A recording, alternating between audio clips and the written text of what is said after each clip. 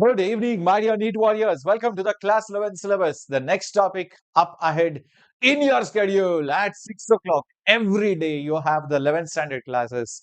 With me, your Captain Shreyas. And today we're going to start off with vectors, resolution, and its representation.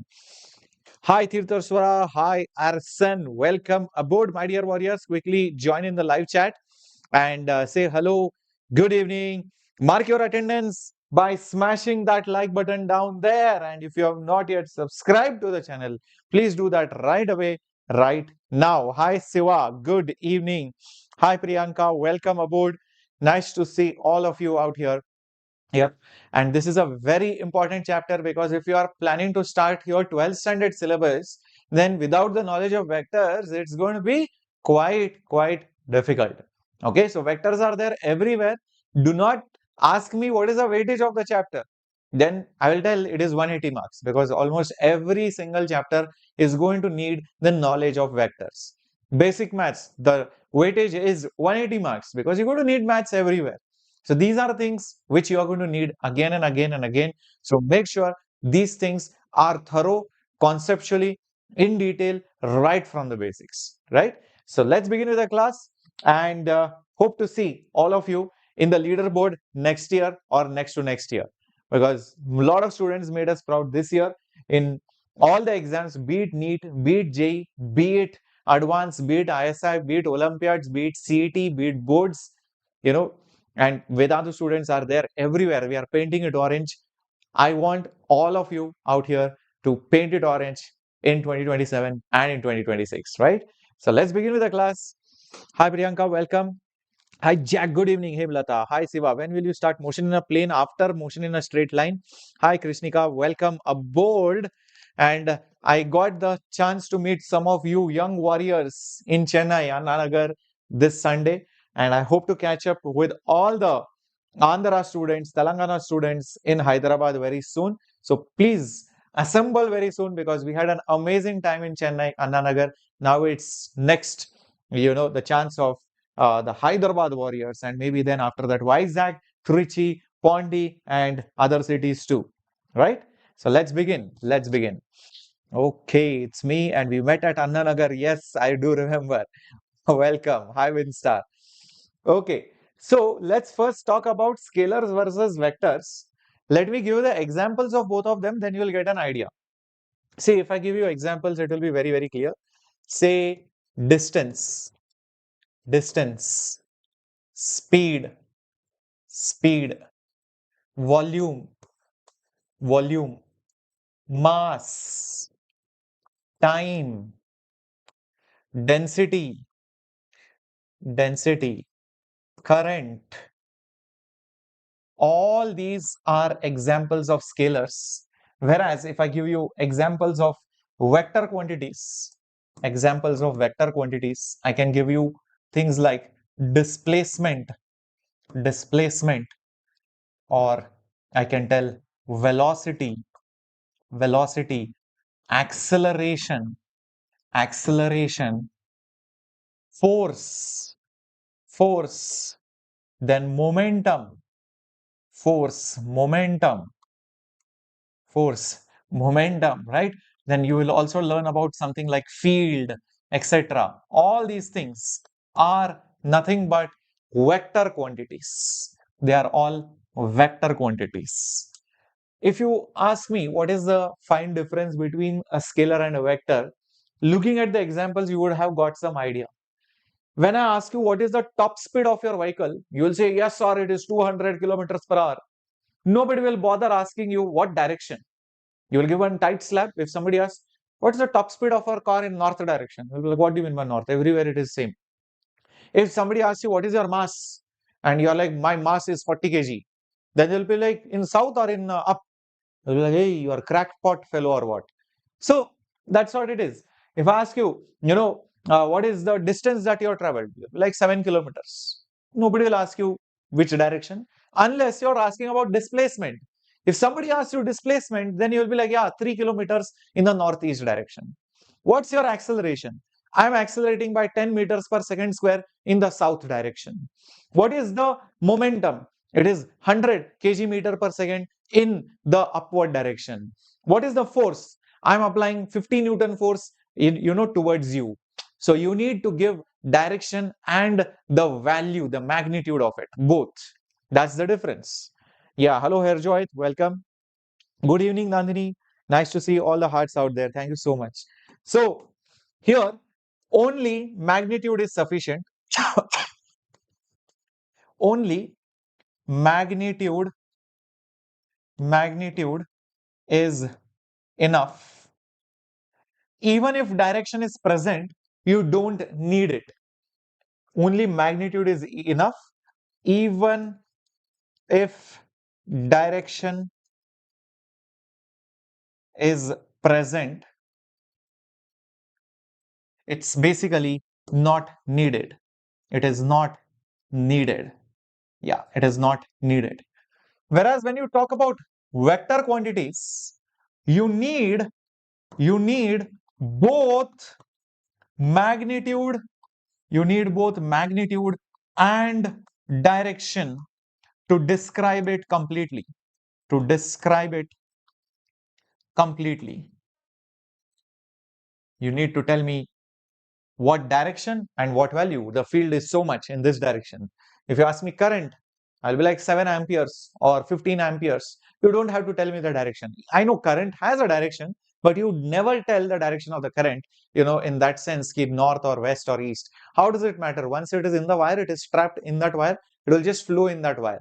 Okay, you don't have to specify north or east or west or south. No need of specifying that.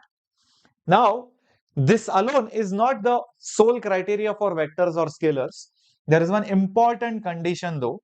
Whenever you combine the vectors, then you need to follow the laws of vector addition. So, whenever we combine the vectors, then you have to use vector addition rules. Vector addition rules. Only then it qualifies as a vectors. Like for example, current, it has a direction, but whenever currents carrying wire, they merge, you do not use the rules of vector addition. You simply add 10 ampere plus 5 ampere plus 2 ampere is 10 plus 5 is 15 plus 2 is 17. Directly you add them. You never bother about the direction. It is not needed. So they don't obey vector addition rules, which we are going to study in the lecture 2. But you need to know this is a qualifying criteria.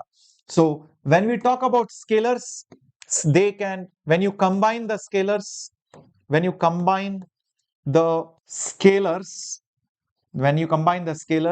you are just going to use simple algebraic addition.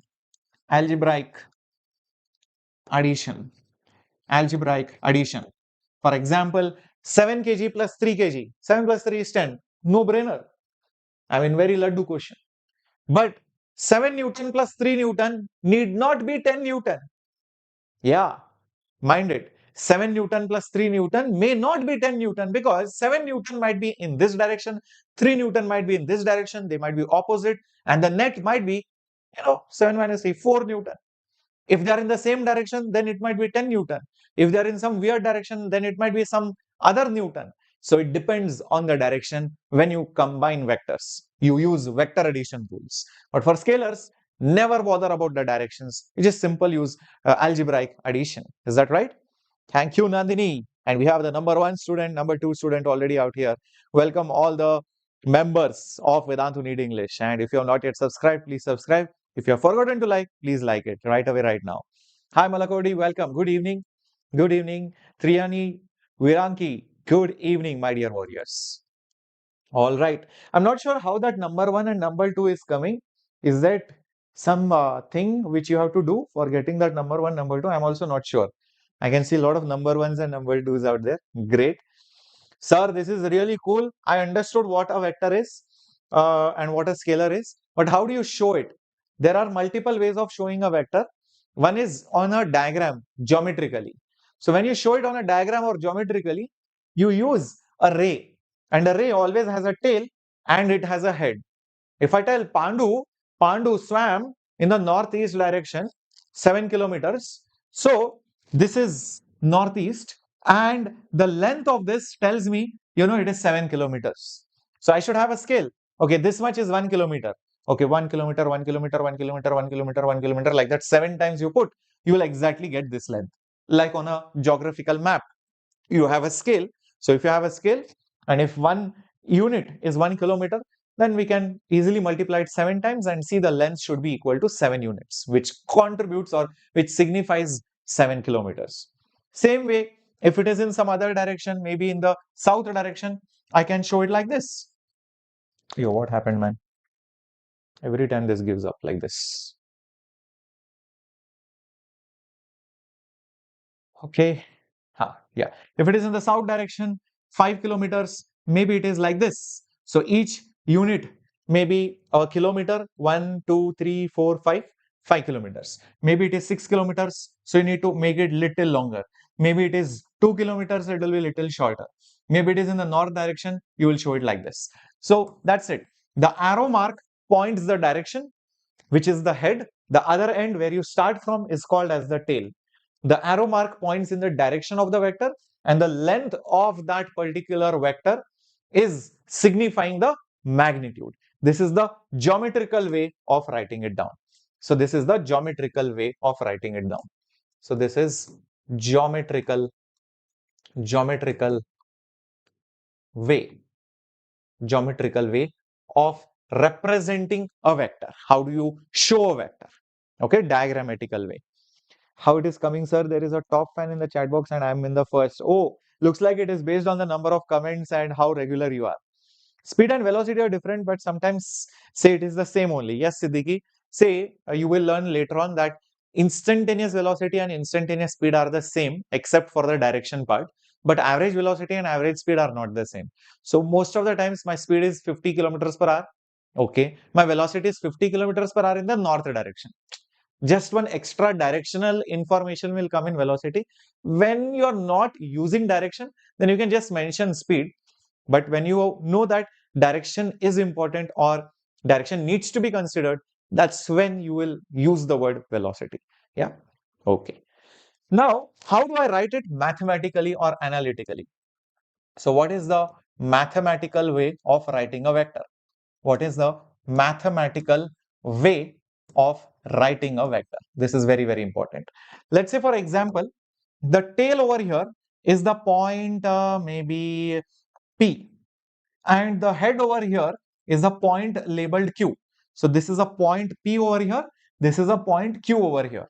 So if I want to specify this particular vector, I can write it as starting from P and ending at Q with a bar, or I can also use P and then Q with an arrow mark.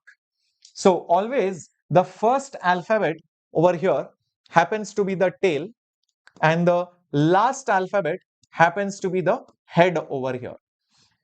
Can I use this or this? Both are fine. Both are, the same thing, whether you put a bar or whether you put an arrow mark. Sir, I used to think this arrow mark tells the direction. No, no, no. The arrow mark does not tell the direction. The arrow mark just tells, hey, you have direction. It does not tell the direction. It does tell you have direction. Like, maybe you have fever. Okay. So maybe you are wearing some kerchief with some wet cloth on it. So it just tells that, okay, this person is sick. It does not necessarily mean that you have a temperature of 101 or 102 or 105, whatever it is, right? So this arrow mark just tells it's a vector, beware. It's like a warning, like owners put outside their houses, beware of the dog. So here we are putting like a warning, beware, there is a dog. Sorry, my bad. Beware, there is a direction over here. Okay. Now, sir, should we always use two alphabets? Can we also use one alphabet? Yes, why not? You can also use one alphabet. And let's say instead of P and Q, you use one single alphabet like V or A or B or C or whatever alphabet you want. So instead of that, you can also use a singular alphabet. Like for example, I can just say V bar or V arrow mark. Okay, that's also fine. But the only loss in using a single alphabet is we do not know which is head, which is tail. It is sometimes convenient when we don't care about which point we are referring to, or we are just okay with one alphabet, it is understood what direction it is in. Okay, so it's just a matter of convenience. So when you use two alphabets, you know the tail point and the head point. When you use a single alphabet, then usually you do not know what the head and tail is, but somehow you know what the vector is. Maybe that v vector is like this, maybe this is v vector, maybe this is a vector, maybe this is b vector, maybe this is c vector. So you can use singular alphabets also to represent vector quantities. To represent vector quantities. Is that right? Okay. Be aware there is a dog. Ooh. Yes. Yes, correct. Yeah. Now, in your textbooks, you will also use bold symbols without the bar, but for me, it is a wastage of ink. Imagine if I have to write V bar with V bold. It's such a waste of time for me. This is V bold. In textbooks, it is written in bold alphabets, which is perfectly fine. Okay, sir. Understood, sir. Sir, if it is in north direction, should I show like this? Sir, if it is in south direction, should I show like this? Sir, it is in east direction like this. Sir, it is in southwest. I will show the arrow mark like this. A lot of genius people did that.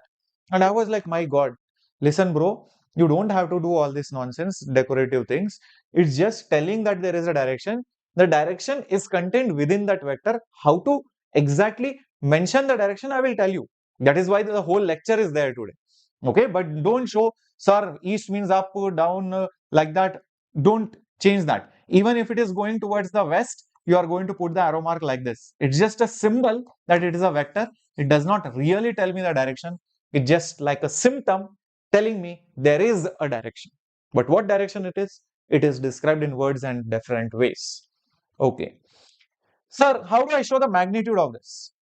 So if I want the magnitude, if I want the magnitude of that vector, there are multiple ways of doing it.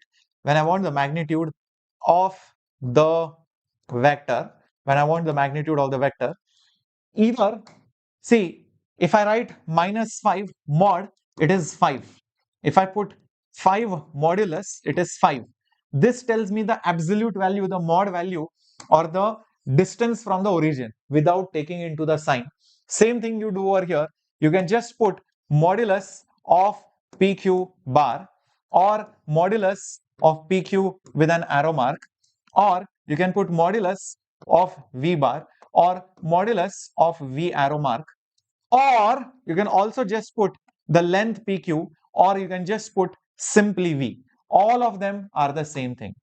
Either this or this or this or this or just this. So you don't put bar, don't make it bold, just leave the symbol without the bar. It just tells me the magnitude of it. All these are different ways of writing the length of it. So the magnitude of the vector is nothing but the length of it as seen over here. So magnitude is the length. It's nothing but the length of that particular vector. It is the length of that particular vector. Sir, waves chapter completed 12th syllabus? Not yet. Long time to go for waves. Waves is 11th standard topic, which we'll do later on.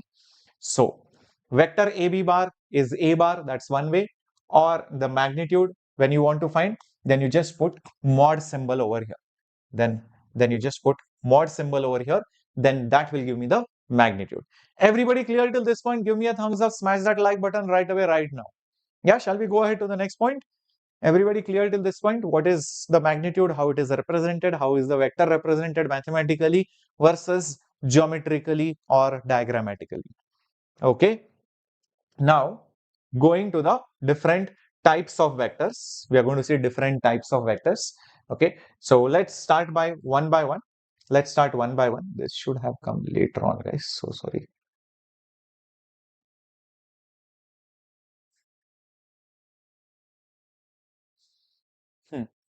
Let's start one by one. First is zero vector. Imagine somebody asks you, how much force are you applying, bro? And you're like, hey, bro, I'm just chilling out. I'm not applying any force. Okay. So my force applied is 0 Newton. Force is a vector, but the value is 0. So it is a null vector or a zero vector. So zero vector, or sometimes called as a null vector is nothing but a vector with zero magnitude. A vector whose magnitude is basically a big fat 0. How do I show that, sir? Just show a dot. There is no head, there is no tail. There is no head, there is no tail.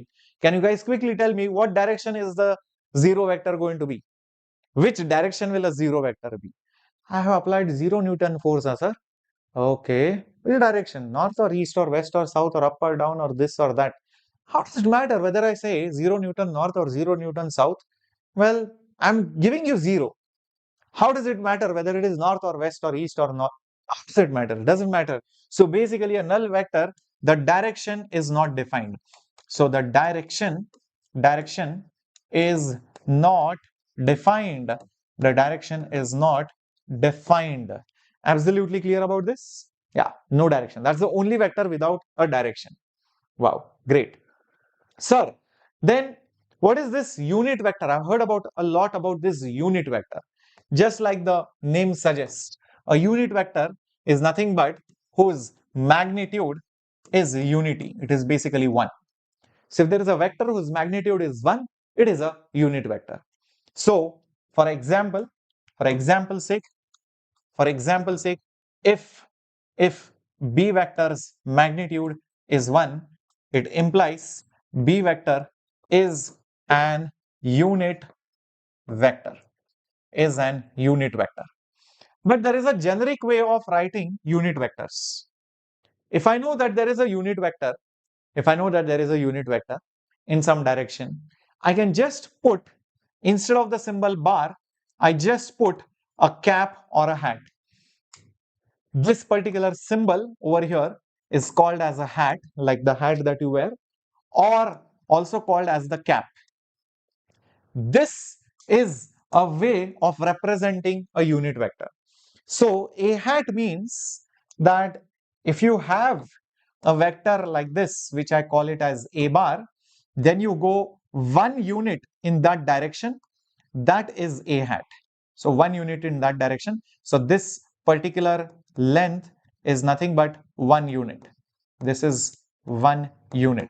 So it's as good as saying a hat's magnitude is nothing but unity.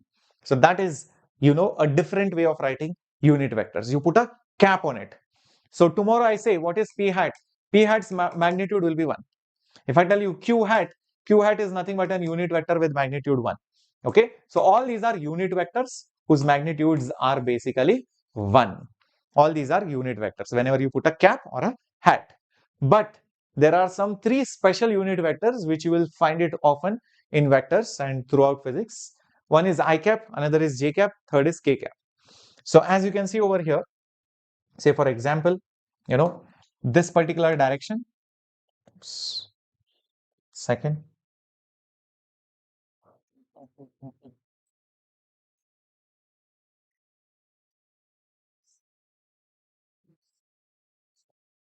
okay, let's say this over here, this over here, and this over here are the 3 dimensions, 3 axes, x-axis, y-axis, and your z-axis. Okay, if you travel a unity distance, in the x direction, unity distance in the y direction, unity distance in the z direction, those are unit vectors along x, y, z. They have special names. Along x it is called I cap, along y axis it is called j cap, along z axis it is called k cap. So these are the special unit vectors. So I cap, j cap, and k cap are special. They are special unit vectors along whom? Along x, y, and z respectively. Along x, y, and z respectively. Okay, keep this in mind. You will need it very often and even at the end of this lecture. All right. 11 chapters, then go to 12th. What to do now? I'm self-study, and yeah, first you have to do with 11th and then go to 12th. Definitely. And VA Kasirajan, just follow the schedule, whatever I'm doing over here. Number two, if you want to speed up a little bit, you can watch my old RNA class or even my JE channel classes. Anything is fine. Okay. 6 to 8 is 11th and 8 to 10 is usually 12th standard. Okay. That's the usual schedule of ours. Next one, like and negative vectors. Like means what? Same to same, like twins. Yep. So if I tell you vector A bar is equal to vector B bar, then they are said to be like or equal vectors. They are said to be like or equal vectors. So whenever the vectors are going to be equal, then their magnitudes are same. That means A bar's magnitude is B bar's magnitude. That is number one. And number two, the directions are also the same. Direction is going to be the same. The direction is going to be exactly same. Just because I travel 2 kilometers here, another person travels 2 kilometers here, they are not equal vectors because directions are not same. Just because one person travels here, another person also travels in the same way, but their lengths are not same, they are also not equal vectors. Okay, if both magnitude and directions are equal, only then they are said to be equal vectors. Like this one might be A bar, this could be B bar. What is negative vector? Negative vector means, let's say for example, P vector is negative of Q vector. So let's say this is P vector and this is nothing but Q vector. These vectors are opposite in direction but of same length. This length and this length are going to be the same but opposite of each other. So P is negative of Q or Q is negative of P. Okay, so you can say this, or you can also say that Q bar is negative of P bar. Meaning, if you take P and reverse it, it will be Q. Or if you take Q and reverse it, it will be P. One and the same thing. So whenever these things happen, they are said to be negative vectors. Okay, they are said to be negative vectors. Negative vectors. And in such cases, the magnitudes definitely are equal. Magnitudes are equal, but directions are opposite. Directions are opposite in nature. Okay, directions are opposite. Everybody clear till this point? Everyone? Yeah. Hi, Suresh Kumar, welcome. Yes, honey, every day 6 to 8, like mentioned. Yep. Okay. Next is parallel versus anti-parallel versus not parallel. Parallel means, parallel means, parallel means same direction. Parallel means same direction. Like for example, over here, these are both parallel. If this is A bar and this is B bar, then A bar is parallel to B bar. A bar is parallel to B bar. Next is anti-parallel. Anti-parallel means exactly opposite in direction. Opposite directions. Opposite directions. For example, I take this vector P over here and I take this vector Q over here. This is like this is like that. So P vector is anti-parallel to Q bar. P vector is anti-parallel to Q bar. Parallel symbol is you draw two straight lines. If you write the word anti with two straight lines, that is basically anti-parallel. The last one is not parallel.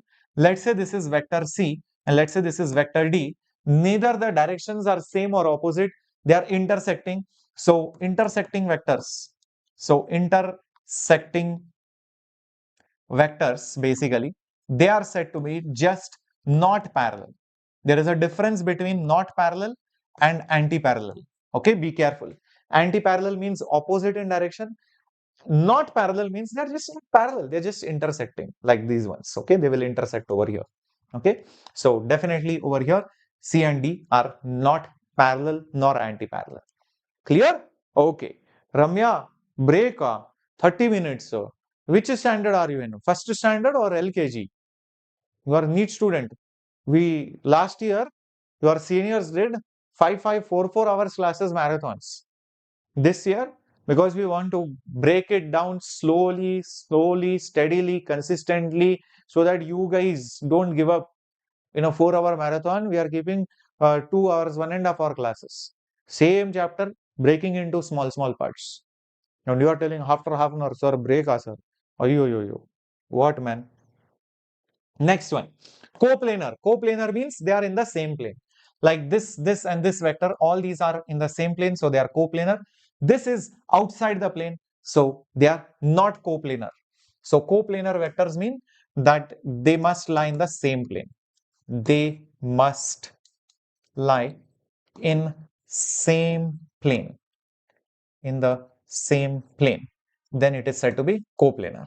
These three green vectors are coplanar because they're all in the same plane, but the moment some other vector is there somewhere else, that is going to be non-coplanar if it is not in the same plane. Is that right? Yep. Okay. Next, collinear. Collinear means they are along the same line, one after the other. So if you just draw a line somewhere, maybe all the vectors are along the same line, like this, then maybe like this, then maybe like this, and maybe like this. Their lengths might be equal, not equal, that is different story, but they are all along the same line. So all these vectors are along the same line.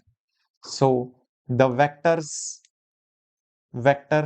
are in the same line. So linear, collinear, same line, collinear. They are along the same line. Directions could be same or opposite, really doesn't matter. Okay, so what and all things we learned? Just a quick revision. Zero, null vector means no magnitude, but direction is not defined only, no meaning only. Unit vector means magnitude is 1. Special unit vectors are I, j, k along x, y and z axis. Next, like means directions are same, magnitudes are same.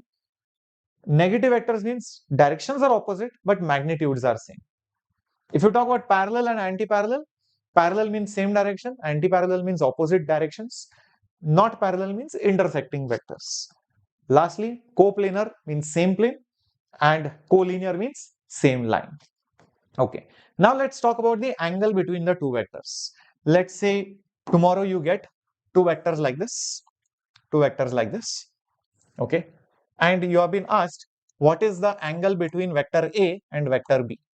Immediately people will jump and they will be like, sir, I know the angle. You just measure how much ever this angle is. That is the angle between the two vectors. That is wrong. Whenever you want to measure the angle between two vectors, yeah, okay, yeah. Oh, are you, but I don't give 10-15 minutes break, don't worry. Yeah. So whenever you want to measure the angle between two vectors, keep this in mind. Always see if their tails or heads are joined together. If not, move them so that they are joined and then measure the angle. So the procedure to measure the angle is check whether the heads or tails are joined together. This is tail, this is head. No, they are not joined together. So slide them, no other option. So one option is, I can take this vector and slide it like this. I can take this vector and I can slide it like this. Now you can clearly see that their heads are together, or I can just keep that vector B as it is only and vector B as it is only. Okay, this particular vector B, and this vector A, I'll slide it down like this. This vector A, I'll slide it down like this. This is also fine. So either this or this. In this case, obviously you can see that tails are together. Whenever that happens, then you can measure that angle over here. That is the correct angle. Understand? Okay, whenever you measure it like this, then it is the correct angle. The logic behind it, see guys, imagine, this is one line and this was your another line. Now, see, our A vector was here, or whether I slide it here, my B vector was here, or whether I slide it here. To measure the angle, what we are doing exactly is either their heads are meeting or their tails are meeting. That means either you measure this angle or this angle, it is one and the same thing because they are on the opposite side. But in this scenario, this particular angle that you are seeing, is exactly this angle. This is 100% 180 minus theta. It is 180 minus theta. It is not theta. So that is not the correct angle. Okay. Never ever measure this angle. Never ever measure this angle. Always measure this or this. Their heads are together or their tails are together. Okay. That is the correct way of measuring the angles. Everyone, Cap 2, I scored 97 percentile, biology 91 percentile in physics. Where, J? Next exam when starts to bro? CUT. Oh, in CUT. Oh, I read it now. Oh my God. Suji Mama, that is too good. And I hope you get something. And I know you are looking for multiple options. And yeah, the counseling season is full on fire. Hopefully, you get into a good college, Suji Mama. Suji Mama is our regular student from last year. Yeah. Okay. Let me give you an example of this. Let me give you an example of this. Okay. Say I draw a triangle like this.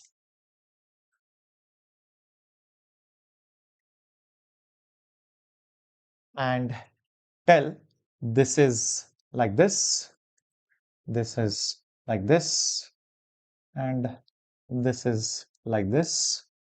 Okay, this is 90-degree, this is 60-degree, and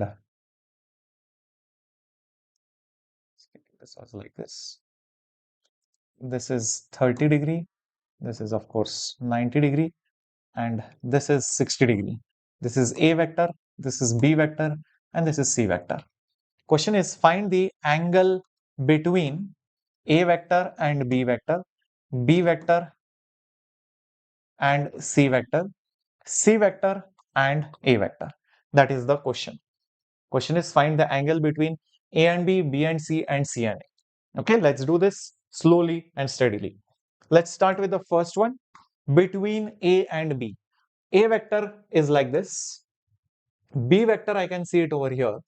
You can see that their tails and heads are not matching together. So this is the tail, this is the head. No, I will slide it like this. I'll slide that vector like this. I can always do that. So this will be B vector. This is A vector anyways. Now that their tails are joined, I can measure that angle and I can clearly see it is 90 degree. So the first answer will be obviously 90 degrees or pi by 2 radians. Pi by 2 radians. That is very obvious. Now let's do for B and C. Okay, let's do for B and C. Interesting. C is like this and our B is like this. Their head and tail are together. I don't want that. So I'll have to slide it. So C was like this. This was your vector C. I will slowly move B behind this way. So if this particular thing is B, which was over here, I have slowly moved it behind. Okay, which was here, I have moved it behind. So now their heads are together. Now I can measure it. It is clearly seen over here that this angle is nothing but 30 degrees. So this will be the correct angle which I have to measure. So how much will that be? This angle will be 180 minus 30, which is how much? It is going to be 150 degrees. So this will be 150 degrees, or you can also say it is 5 pi by 6 radian if it is asked in radian. Is this absolutely clear? Always measure head together, tail together. Very good. Many of you got it right. Last one, A and C. A is like this. C is like this. C is like this. So I think we'll have to move either A or C somewhere. Maybe we can move A over here. Okay, like that. And this is as it is. So this is our A, this is our C. As seen over here, this particular angle is 60 degree. So naturally, the angle that we want to measure will be this one. It will be 120 degrees. So this is nothing but 120 degrees or 2 pi by 3 radian. 2 pi by 3 radian. Very good. Now understood how to measure the actual angles. So what is seen may not be the answer. It might just be like a whitewash. you are being fooled into thinking the angles are 90, 30, 60. But when you check the arrow marks and move and slide the vectors, either tails or heads together, then you will get the correct answer. Okay? Very nice question. This is to explain the concept of angle between the vectors. Trust me, you ask this question to droppers or even 12th standard students, many of them will make a mistake. But since you are attending my class, after this, you will not make this mistake. All right. Now, let's talk about the main thing, which is resolution of a vector. What is this resolution of a vector? See, imagine I tell you a Pandu is there. Imagine I tell you that there is a Pandu, and this particular Pandu, he is going 5 kilometers in the northeast direction, making angle 30 degrees. Then that Pandu goes 7 kilometers in the southeast direction, making angle 60 degrees with the east. Then he moves 5 kilometers towards the west. Then he moves 20 kilometers in the north direction, and then northeast direction, in the northeast direction, and then he goes in the northwest direction 7 kilometers. So find the total displacement. This situation versus I tell you, hey, listen, the Pandu is going 5 kilometers east, 2 kilometers north, 7 kilometers east, 2 kilometers north, 3 kilometers west, 20 kilometers south, 2 kilometers east, 5 kilometers north, 3 kilometers east, 1 kilometer south, 1 kilometer west, and then 7 kilometers north. Is this problem easy to solve or this problem easy to solve? Come on, think and tell me. Which problem is easy, the first one or second one? To find out where has he moved, how much has he moved. Good evening, 8AO4 Gokul, RN. Why such complicated names, man? Yeah. VA Kasirajan for the third figure. See, this was A, this was C, no? So A was below here, I've shifted it on the top. A was below, I shifted it on the top. This was 60.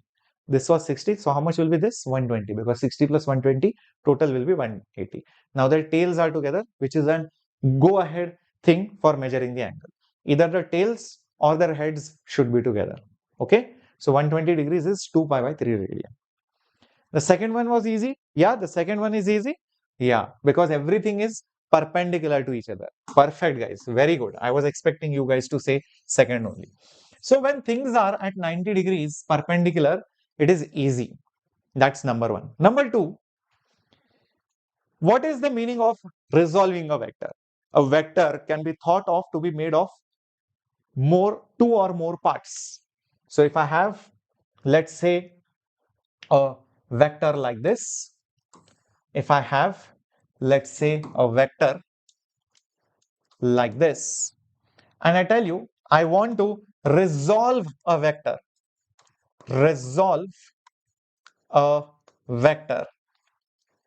that means split it into parts, split it into parts. How many parts can I split that vector into? Well, many parts, as long as I get the same result. So I can take that vector, and I can decide to split it into number of ways. Like, for example, I can say, if you want to go from here to here, you first go from here to here, then go from here to here, and then go from here to here. That is one way of splitting that main vector into three smaller vectors. Their combination will give me the original vector back. Or I can say, hey, you know what? You can also go like this or like this. And from here, you can go here. This and this is the same as going like this. So I split it into two vectors over here. Or I can say, okay, you can go like this and maybe then go like this and then maybe go like this and then maybe go like this and then maybe go like this and then maybe reach over here. Then also it is the same result that you get. So how many ways are there to resolve split a vector into some parts? How many ways are there? Come on, answer it in the chat box. Yes, there are infinite ways. Yes, there are infinite ways. There are infinite number of ways, as many possibilities as you can think of. Whenever you split the vector into the parts, each part is called as a component. Like each part is called as a component. Each part which you see over here, each part which you see over here is called as a component. Okay, each part is called as a component. So when you resolve or break a vector, you are breaking it down into parts or components. You are breaking it down into components. Very good. Sir, but what is the use of breaking the vector like this, sir? You are complicating, no? This dude was going like this, and you're saying you go like that, man, and then you go like that. Sir, what crazy fellow? Please make it simple, sir. Okay, bro, let's make it simple. Let's make it simple. Easy peasy, simple. How to make it simple? Imagine I tell you, some bro is traveling like this, and this is my vector. This is my vector. Okay, V bar. This is my vector V bar. I tell you, okay, listen, you split it into a vector like this, and then go like this. Or you go like this, and then go like this, which is the same as saying, basically, you have a vector like this. You are splitting it into two parts, one like this one, this one, which is on the right side, which is along the x-axis, and one along the y-axis, either one of them. So either this or this or this, all of them are the same thing. What is common in all of them is when you are breaking it down into components, both the components are perpendicular to each other.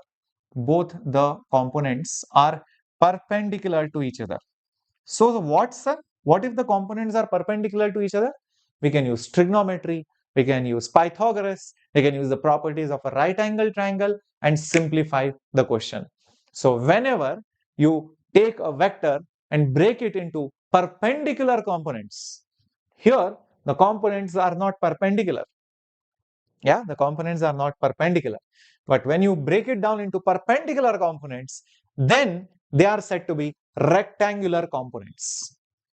They are said to be rectangular components.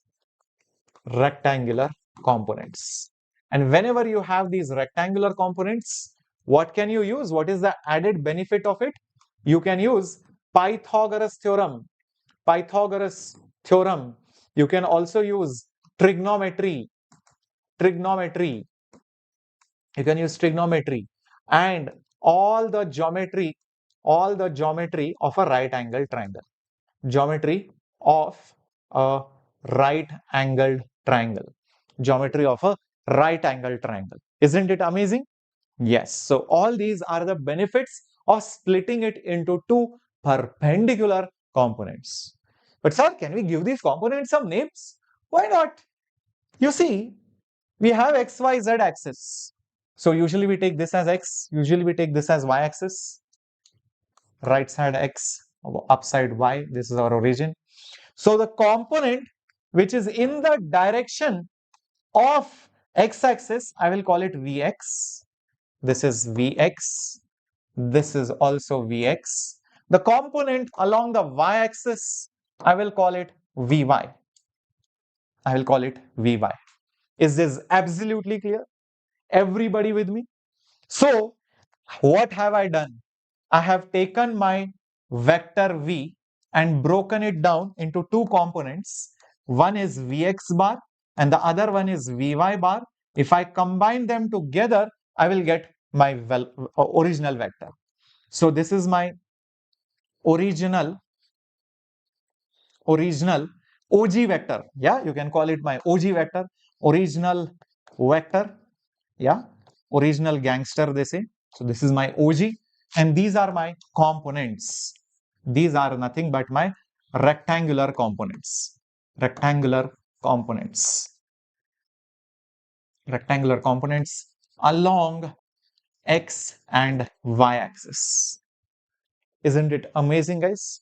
Now it becomes easier to solve the problems because everything is left, right, up, down, left, right, up, down, left, right, up, down. It's very easy. I know either I'm going up, down, left, right, up, down, left, right, up, down, left, right. So it becomes easy to track what is happening. That is the number one advantage apart from using the geometrical properties. Sir, but this is in two-dimensional, sir. Sir, what if it is a three-dimensional figure? This is a two-dimensional figure, isn't it? This is a two-dimensional figure. But we can also have a three-dimensional figure. Yeah. Yes, we can also have a three-dimensional figure. Sir, when are the physics chapters one shots? Gokul, it is at 8 o'clock. Okay. Yeah. Yeah.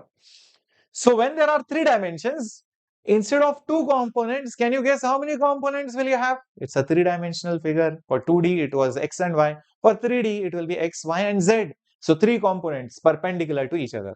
So for this, I want you to visualize a box or your room in which you are sitting. Yeah, just visualize the room in which you are sitting. Hi Logesh, welcome my dear warrior, future doctor, welcome aboard. So imagine one side to be x, upside to be y, and the depth to be z. One side x, upside y, and the depth to be z. From one corner, imagine, visualize one line going to the other corner on the other side. So from one corner, imagine a line going to the other side like this. Imagine like this, okay? So this is one corner of the room. This is the other top corner on the other side. So if you have x, y, and z axis, second, I'll have to remove this.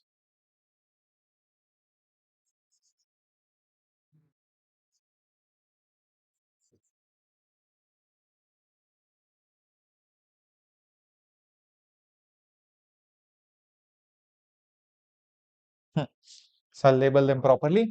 Let's say this is our x-axis, this is our y-axis, and this is our z-axis. This vector which we have over here, which I can call it as v bar, okay, I can imagine it to be made of three other vectors. One is along the x-axis. So that particular vector is something in x, something in y, and something in z. So something in x, something in y, and something along the z direction. X component, y component, and z component. But since this is a cuboid, I can take this x component here, here, here, anywhere. I can take this y component here also and here also. It's one and the same thing. So this is x component, let's say. This is y component. See this y, if I put it here also, it's the same thing. If I put it here also, it's the same thing. If I put it here also, it's the same thing.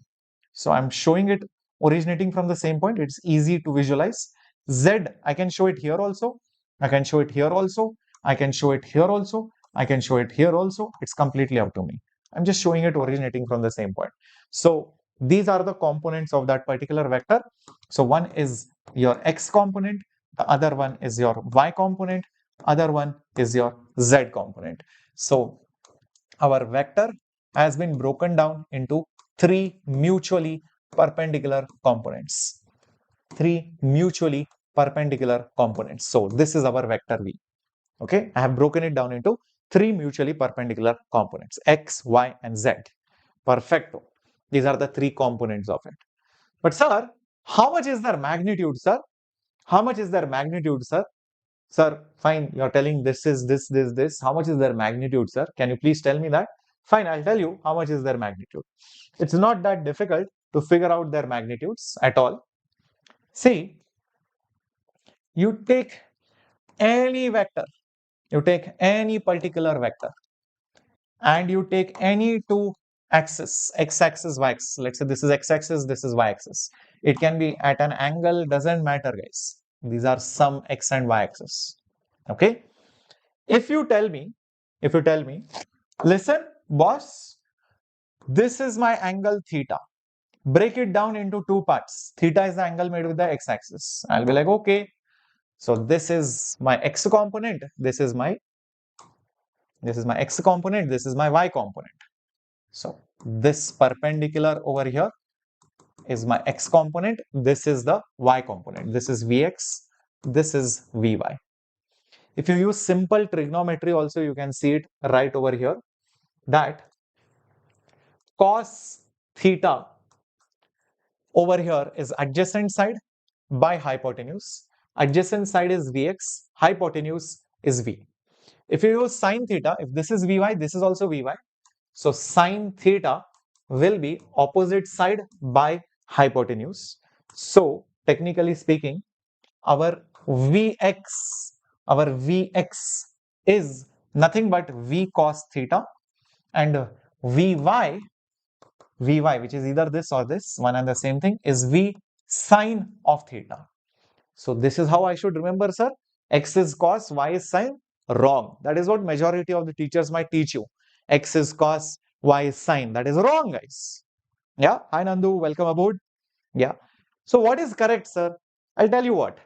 Imagine somebody decided, no, no, no, no, no. For me, this is theta. They measure the angle with the y-axis. They measure the angle with the y-axis. Then what will happen? Just think about it. This is the perpendicular drawn. This is also the perpendicular drawn. This is Vx. This is Vy. So in such a case, if you observe carefully, cos theta adjacent by hypotenuse will be Vy by V, and sine theta, which is opposite by hypotenuse, opposite is Vx. It is Vx by V. So therefore, my Vy will be V cos theta and Vx will be V sin theta. So sometimes Vy is V cos theta, sometimes Vy is V sin theta. So how to do that, sir? Whether I have to remember such complicated things, whether the angle is measured with x, y, what if it is in some other direction? It is complicated. So I'll tell you an easy way. What is that easy way? Observe this carefully. COS. Just concentrate on that word C. CLOSER. Closer. The closer C is cos. Closer component is cos. For theta, which is close? Vx or Vy? This is close. That is why it is cos. So Vx is V cos. Over here, for theta, Vx is close or Vy is close? This is close. So that is why Vy is V cos theta. As simple as that. So sir, for the other one, just think of it as if you have committed a sin. When you commit a sin, you are very, very far away from the rest of the people. You are in hell. You are very far away from the good people. So you have committed a sin by going far. So you are far away. So that's why you have committed a sin. So Vy is V sin theta. Here also, same thing. You are far away from theta. Who is that? X component. So that's why Vx is V sin theta. Is this now easier to remember? Tell me. Closer is cos. Far away, you commit a sin. Sin theta. Easy, peasy, lemon squeezy, biryani tasty, and yeah, everyone, pakka, done. So, sir, can you do some examples on them? Why not, bro? Let's do. Say, for example, I take a vector like this and tell you, listen, Bo, this is 20 units and this is 30 degrees. Okay. Then I take another vector like this and I tell, listen, man, this over here, this is 60 degrees and this is 100 units. Another thing over here, let's say I take like this and I tell, hey, listen, this is 45 degrees and this is, 2 root 2. Okay. Can we split it into components? I'll be like, why not? Let's do it. First step first. So let's split it into two components. One will be this side and I'm also going up. So somewhat like this. Here, I'm going somewhat up and also somewhat towards the left side. These are the two components. Here, I'm going towards the west side and also going to the south side. These are the two components. Yeah, this is the first step in the problem. Next step, let's start writing down the values. For 30 degrees, I'm closer over here. So this will be nothing but, 20 cos 30. And cos 30 is a root 3 by 2. So 2 cancels. So this will be 10 root 3. For 30, this is far away from 30. So I'm committing a sin. So this will be 20 sine 30. So this is 20 into half. So this will be 10 units over here. For this 60 degree, this is closer. So that will be cos, closer C cos. So this will be 100 cos 60, which is 100 multiplied by half, which is 50. This one is far away, so sine. So 100 sine 60. So 100 multiplied by root 3 by 2. So it will be 50 root 3. That's it. Same way over here. Think about it. 45, I'm closer. So this will be 2 root 2 cos 45. Cos 45 is 1 by root 2. Is 1 by root 2. Root 2 will cancel. So it will be 2 units. This is far away. So sine. So 2 root 2 sine 45. So it will be 2 root 2 into 1 by root 2. Root 2 will cancel. It will just become 2 units. Yes, so it will just become 2 units. So this is how you figure out the components of anything and everything. Got it? Let's do more examples so that you get enough confidence, guys. Yeah, let's do more questions. Coming up on your screen, here it is. How about this vector? This vector is along the y-axis. How about this vector? This is along the negative x-axis already. Let's say this is 35 units. Let's say this is 7 units. What are the components? Then this particular vector over here, let's say it makes a value of v and it has an angle of 30 degrees over here. Okay. And lastly, okay, something like this. Let's say this is a units and maybe it is making an angle of 20 degrees over here. Okay, come on, let's see if you guys can figure this out. 35, 7 and this. Well, in the first scenario, as you can see, entire vector is on the y-axis. So there is no x component. It's only the y component only. So it's as good as saying, and same thing over here. Also, you can see that. So it's as good as saying the x component is 0. The y component itself is 35 units. The entire vector is on the y-axis. Is that right? Yes, perfecto. All right. Here, what can you say? The entire vector is on the x-axis negatively. So the x component magnitude-wise is 7. This is magnitude-wise. And the y component, of course, is 0. There is nothing in the y direction. In this scenario, obviously, I can split it off into 2 components, one like this and one here. In this case, also, I can split it like this and, of course, like this. So the one which is closer is cos. So this will be a cos 20. I don't know cos 20, leave it like that. This is far away. So this will be a sine of 20. This one is closer to 30. So this will be v cos 30. Cos 30, I know the value. It is the root 3 by 2. This is far away. So v sine 30. Sine 30 is half. So it will be v by 2. Okay, sine 30 is half. So v into half is v by 2. Perfect. Everyone, length of the vector represent, we'll come to that. Hold on. Okay, now that we know the components, let's come to the main part now. Sir, you are telling me any vector can be resolved, can be split into rectangular components. So just imagine a vector like this. Okay, something like this. Let's say this is nothing but of length 4. The x component length is basically 4 units. Let's say the y component length is 3 units. And our vector itself is like this. This is our vector itself. Okay, these are the 2 components. Now, if you remember, x-axis unit vector is called I cap, y-axis unit vector is called j cap, and z-axis unit vector is called k cap. So what if I take a unit vector along the x direction? How many such unit vectors will I need over here to make this component? I'll need one, then sorry guys, one, and then I have to replicate it, two, and then maybe three, and then finally four. So if I take four unit vectors, four times if I take I cap, four times if I take I cap, I will get this. Same way over here, a j cap unit vector, if I take three times, the length will be 3 units. So j cap 3 times will give me this vector.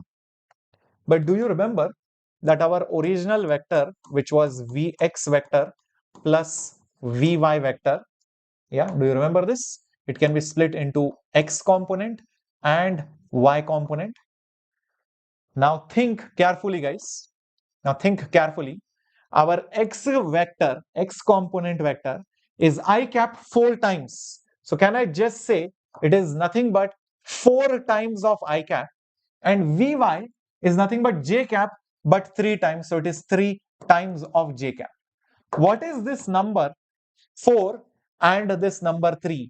These are nothing but the components along x and y. So I am now able to represent a vector in something I cap, something j cap, and I am able to visualize it very easily.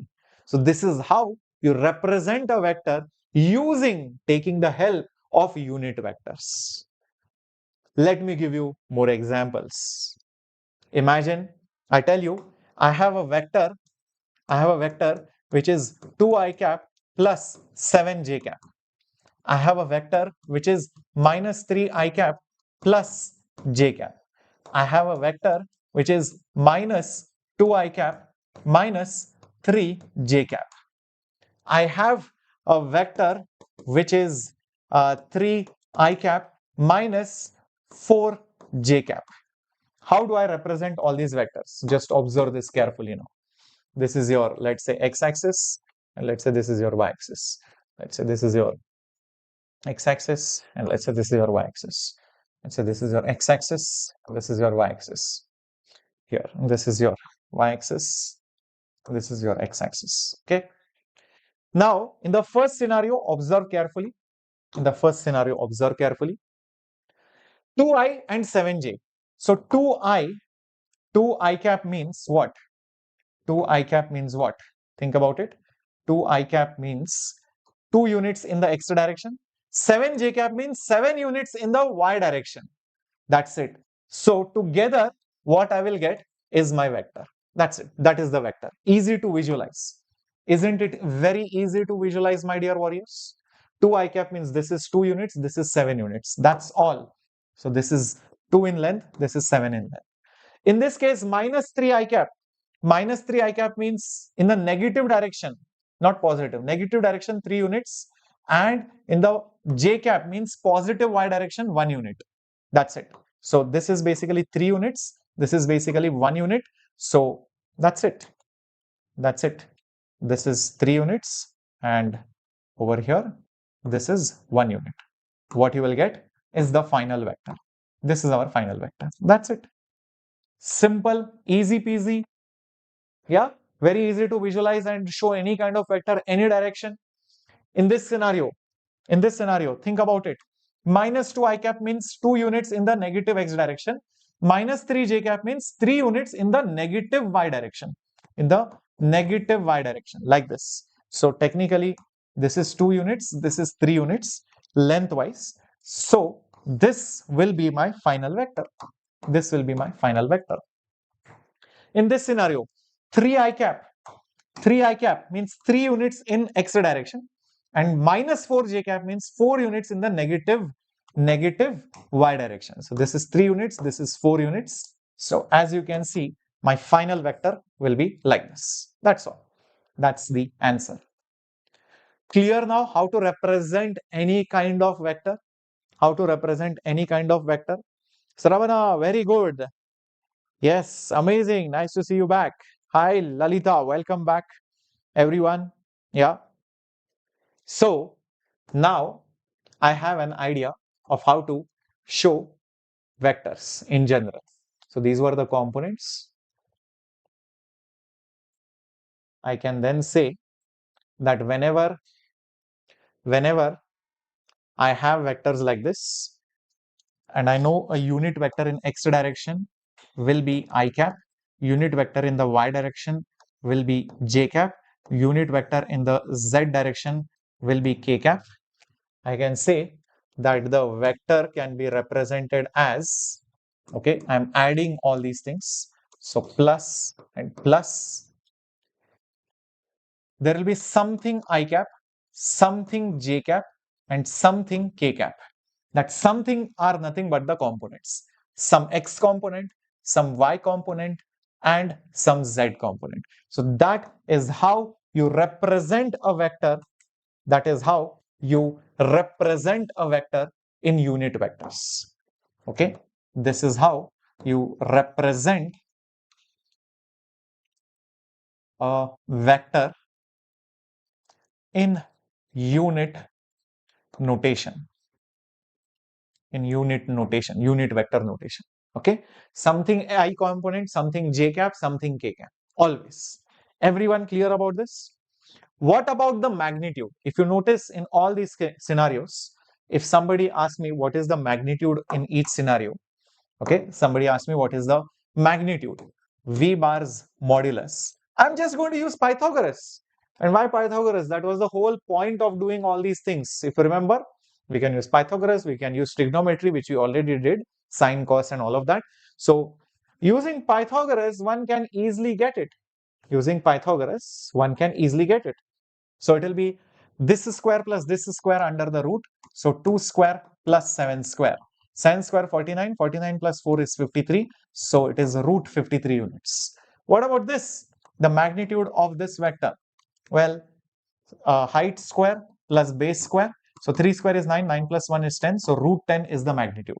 If you ask me here, then the magnitude of this vector is the x component, which is 2, y component, which is 3, square it. So 2 square is 4 plus 9, which is root of 13 units.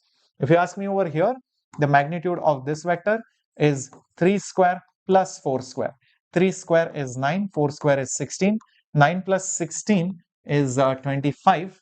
So root of 25 is 5 units. So this length is 5 units. So for a 2D vector, you take the squares, add them and put it under the root. For a 3-dimensional vector, what will be the magnitude?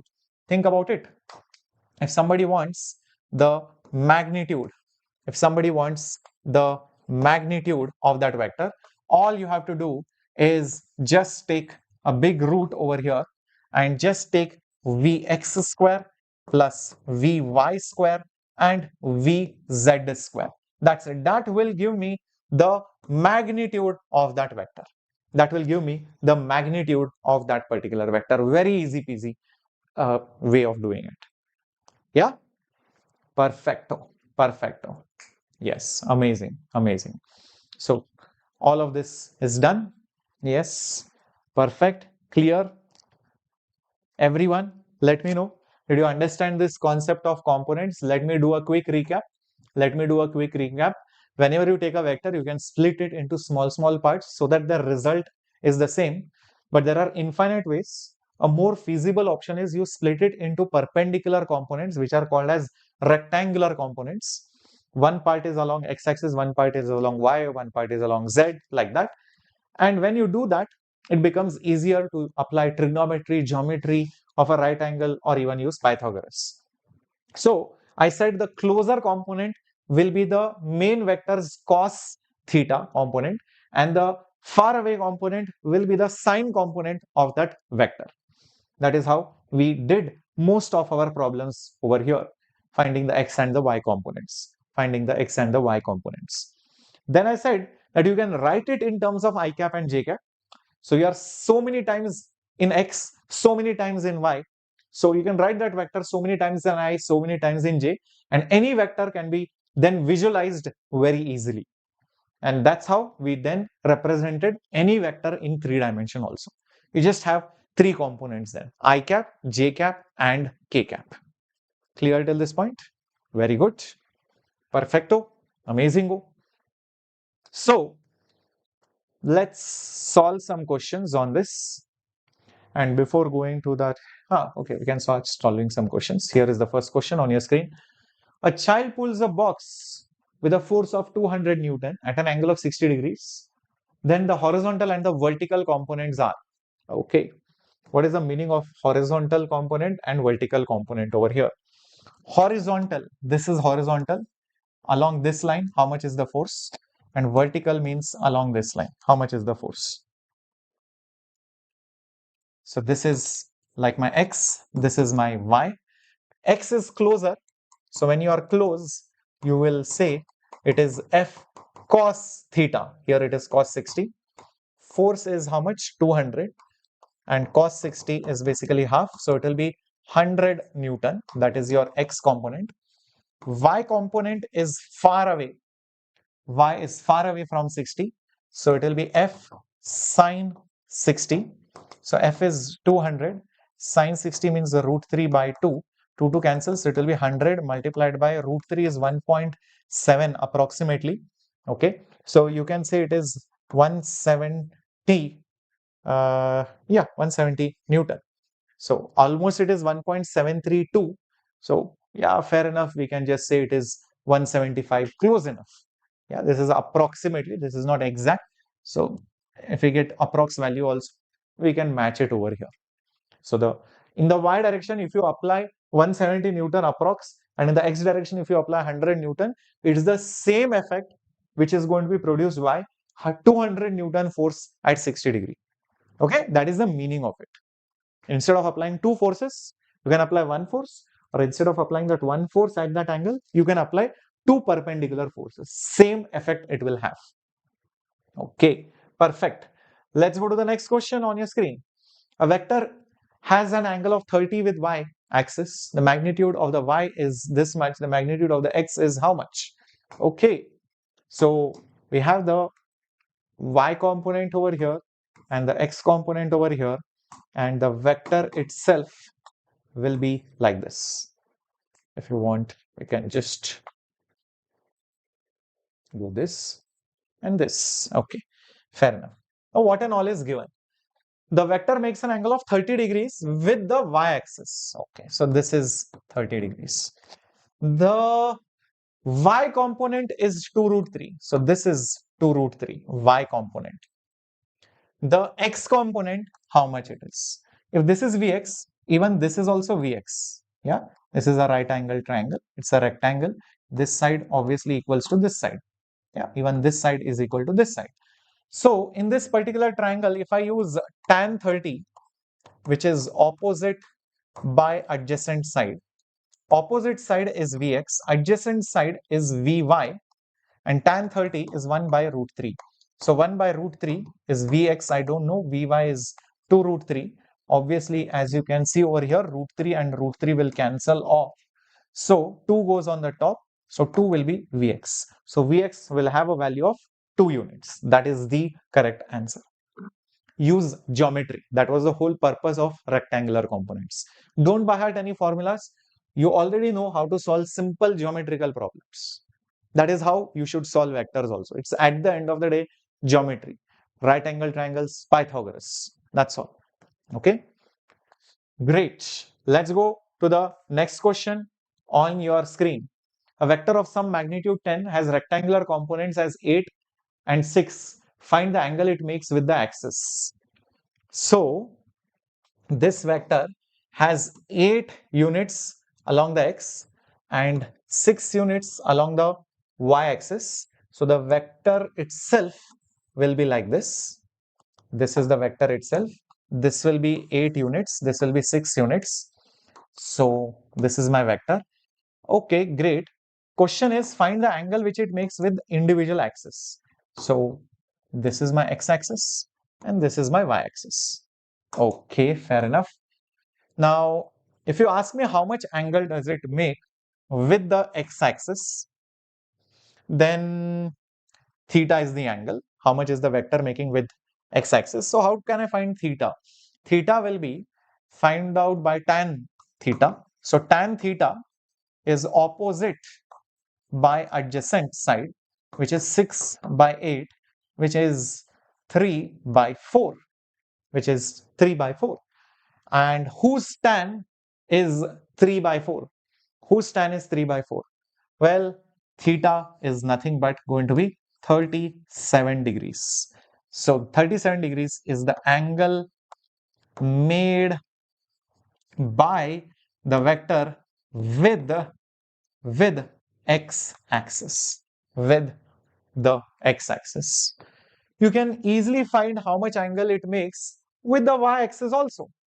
Let's say I call this as phi. This phi will obviously be 90 minus theta. So it will be 90 minus 37, which is nothing but 53 degrees.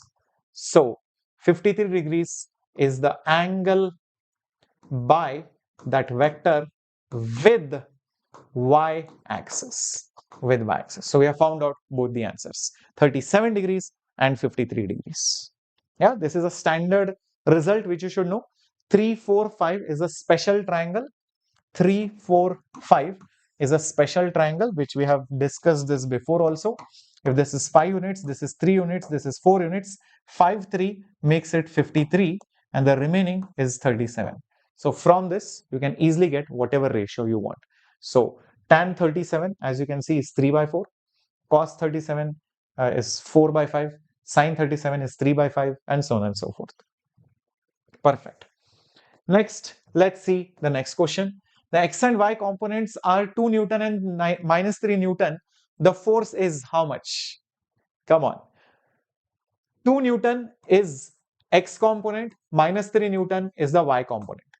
So my force, which is the combination of x and the y component, x component is 2 Newton but in I direction, y component is negative 3 Newton but in j direction. So 2i minus 3j. 2i minus 3j is option number A, of course. Very good on the way, gamer. Yes, Tamil. Yes, Jayasri. Very good. Awesomeness. Kudos to all of you. Very laddu question, but let's go ahead. What is the numerical value of the vector? What is the numerical value of the vector, they have asked. Meaning what? What is the meaning of numerical value? It means the length of the vector or the magnitude of the vector. The magnitude of the vector. How to find the magnitude of the vector? You just take each component, square it and add it under the root. That's it. So x component is 3, y component is 4, z component is 5. So 3 square is 9, 4 square is 16, 5 square is 25, 9 plus 16 is 25. So you are just going to get 50. So 50 is 2 into 25, which is easy to solve now. Root of 25 is 5. So 5 root 2. So 5 root 2, which is option number B. That is the correct answer. Yeah, that is the magnitude or the numerical value or the length of that vector. Yeah, option B. Perfect, Paras. Nandini, very good. Triteshwar, yes, on my way. Very good. VA, awesomeness, awesomeness. Now, like I said, a vector can be represented by a single symbol or two symbols. So imagine there is a vector which is represented by two symbols. It is going from point A to point B and we want to figure out what that vector is. So vector V is actually A to B and A and B's coordinates are given to you separately. Then how to solve such questions, because such things also come in NEET PYQs, you might have seen. Always take final minus initial for every component. Yeah, just remember this is your initial, which is your tail, and this is your final. So this vector will be final minus initial for every single coordinate.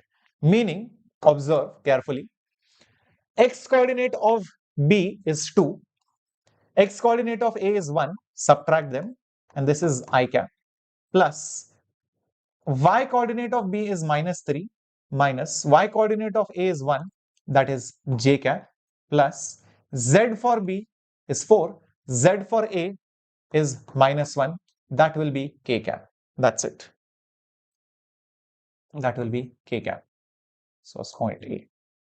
final minus initial I cap, final minus initial J cap, final minus initial K cap. That's it. That is the answer. So 2 minus 1 is 1 I cap, minus 3 minus 1 is basically minus 4 J cap, and this is 4 plus 1, which is 5 K cap, which is as good as saying I cap minus 4 J cap plus 5 K cap.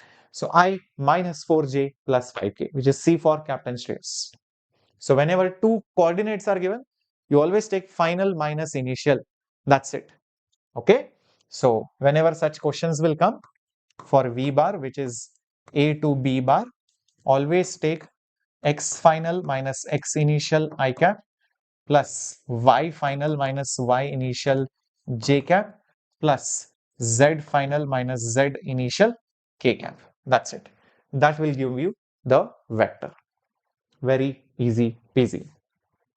Now, let's talk about finding unit vectors and all those things. So, let's say I give you an example. Is number 1 I cap minus J cap, number 2 I cap plus J cap plus K cap, number 3 I cap by root 2 minus K cap by root 2, number 4 I cap by root 3 plus J cap by root 3 minus K cap by root 3. Unit vector. Okay, that is the question. Which of the following are unit vectors? First one, second one, third one, or fourth one? That is the question. Let's see if you guys can answer it correctly. Answer it quickly in the chat box.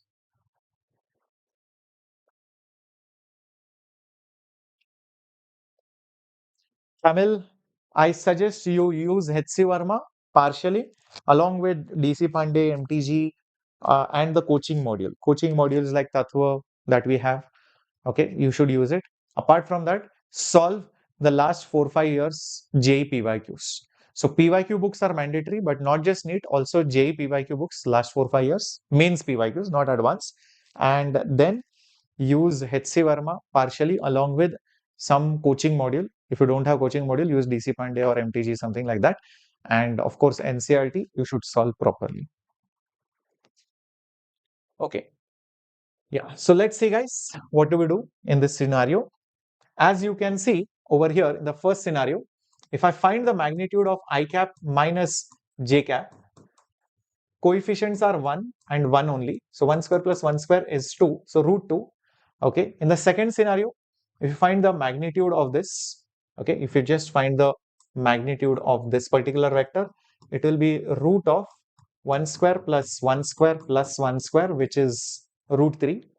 In this case, if you find the magnitude, then it will be 1 by root 2 square plus 1 by root 2 square, which is 1 by 2 plus 1 by 2, which is basically root of 1, which is 1.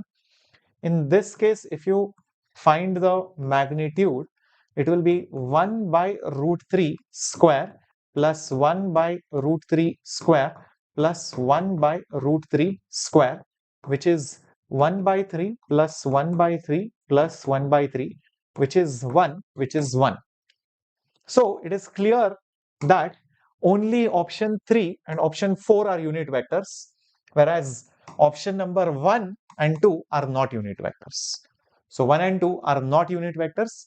3 and 4 are basically unit vectors. Basically, their magnitude should be 1. Yeah? Yeah. Perfect. Ramya, NCRT, direct questions of physics, barely anything. Barely. Direct theory based might be like a handful. You can count it on your fingers of one hand.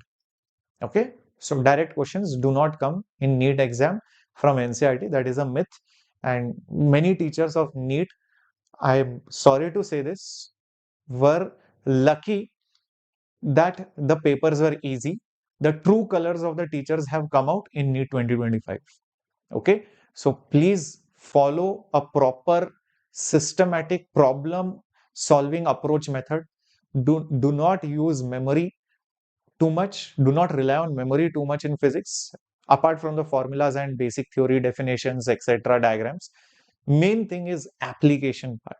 Main thing is how to tackle the problems, how to get to the solution without looking at answer key, solution book, okay, as much as possible. Even if it takes time, it's okay. So logical thinking, approach, visualization, how many different ways can you solve it, calculation speed, how you are doing a rough work, how you are drawing the diagram, which law are you using. These are the things that you should be focusing on. Cengage is also good. Yeah. So an easy paper gives marks to everyone, and it feels like everything is good unless you realize that when everybody is scoring well, then what's the point? Then your ranks are also bad, right? Even if you have scored good, many people have scored very, very good. But when the paper is hard, then the true nature of your studies, your hard work will come out.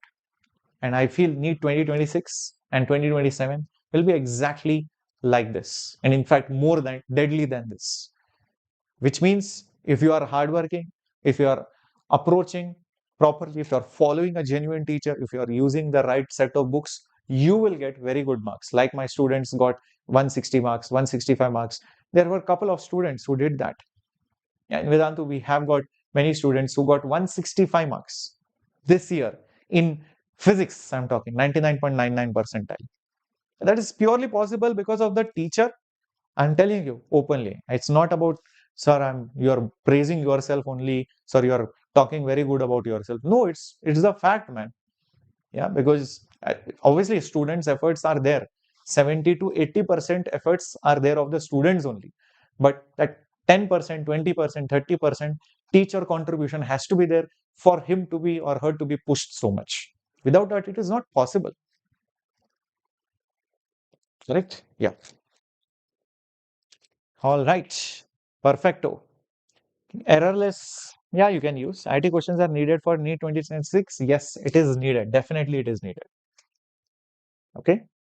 Now, how do I find a unit vector in somebody else's direction? Like, for example, I tell you, listen, bro, this is a vector V bar. Can you find a unit vector?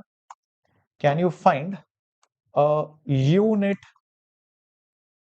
vector V hat in direction of V bar? I'll think, okay, even if I find it, let's say I call it V hat, I will have to place many such V hats like this, one after the other.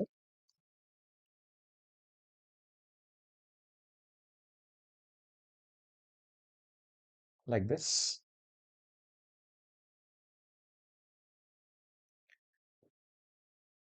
I have to place many such V hats, one after the other, to get that total vector. This is V hat, V hat, V hat, V hat, V hat. How many such V hats will I need? Think about it. Can you answer the question? Imagine some vector. V hat is a unit vector, unity length. How many such vectors will I need? For example, imagine the vector V has a length of 8 units. Each of these will be 1 unit, 1 unit, 1 unit, 1 unit, 1 unit. How many such of them will I need? I'll need 8 such vectors, which means if there is a vector whose magnitude is V, then I will need the magnitude times of that V hat. So if I take the magnitude of that vector times of V hat, I will get my original vector V bar. I'll get my original vector V bar. So can I then say, therefore, V hat is equal to taking that vector and dividing it the magnitude times. It could be 8, 700, whatever. So dividing it by the magnitude. So that's how you get a unit vector. That's how you get the unit vector in the direction of V. Sir, explain with an example, sir. I did not get it. No worries, bro. I'll explain you with an example. Imagine, I tell you, there is a vector V bar, which is like maybe 3 I cap plus 4 J cap. I want to find V hat. So to find V hat, I will need V bar's magnitude. So V bar's magnitude means it will be 3 square plus 4 square, which is 9 plus 16, which is 25, so root, which is 5. So the magnitude is 5 units. So therefore, V hat, which is V bar by V magnitude, is nothing but 3 I cap plus 4 j cap divided by 5. Therefore, V hat is 3 by 5 I cap plus 4 by 5 j cap. It means that if you took a vector whose length was 5 units, this was a vector whose length was basically 5 units. It was 3 I cap and 4 j cap, isn't it? This was nothing but some 3 I cap and some 4 j cap. V hat is just this much. V hat is basically just this much, out of which, if you just go this much here and this much here, this horizontal is 3 by 5. So this is 3 by 5 in the I direction. The vertical is 4 by 5. So this length is 4 by 5. So if you go this much, you are going a unity distance. You are going a unity distance in the direction of V bar. That is the meaning of it. So to find a unit vector means you are finding how much in X and how much in Y should I go, so that I go an unit distance in the required vector. In the required vector. Okay, clear? Wow, we have a 2028 aspirant. That's really good. And let me tell you, I don't know, you should be really, really proud about this. You go to almost any popular, not so popular Hindi English channel, doesn't matter. This is the only channel which has started not just for NEET 2026 on YouTube preparation, but also for 2027. Most of the channels are just doing demo lectures. Most of the channels are just doing, oh, teaser, this, news, update, I will scare you, I'll frighten you, oh, these kind of things. Okay. This is the only channel who knows that, boss, man, these are all nonsensical things which these YouTubers are doing. Chumma for views. They are like, I want to get results. I am okay even if I get 5 views, 100 views, 1000 views, okay, boss. But those 1000 people, no, they should become doctors. They should not become idiots. They should not become fools, just wasting their time. You are coming here for the reason, and you should be proud of the Vedantu NEET English channel. All this with your captain Shreyas. Okay? Right. So let's do a question. Determine the unit vector. Determine the unit vector along A bar, which is I cap plus 3j cap plus 4k cap. Okay, so first find the length of that vector. Length of that vector will be root of I cap is 1, j cap is 3, k cap is 4. So this will be 1 plus 9 plus 16. 1 plus 9, 10, 10 plus 16 is 26. Root 26, I can't do much. That's it. So therefore, A hat will be A bar by the magnitude of A. A bar is I cap plus 3j cap plus 4k cap, the whole thing divided by root 26. If you want, you can write 1 by root 26 I cap plus 3 by root 26 j cap plus 4 by root 26 k cap. That is also the same as writing the other one. Okay, that is the answer, guys. Yeah, that is the answer. 1 by root 26, 3 by root 26, 4 by root 26. Is this clear? Perfecto. Awesome. So let me give you this as the homework question. Try to solve this. And when you solve the homework, where will you post the answer? The answer will be in the comment section. Whether wrong or correct doesn't matter. Answering is important. The consistency is very important. Whether you're watching live, recorded, doesn't matter. Even if you're watching it after 1 year, 2 years, 100 years, please post the comments. I don't know how many people will watch after 100 years, but that will be crazy. Okay. So answer solution is there on the next slide. Okay. Keep watching like this only. Smash that like button. Keep sharing these videos. and get more students from your city on this channel, because next time I'll be there in your city then. Okay, see you. Bye bye. God bless you all. Thank you for liking and subscribing. And also, I'll be reading your comments shortly.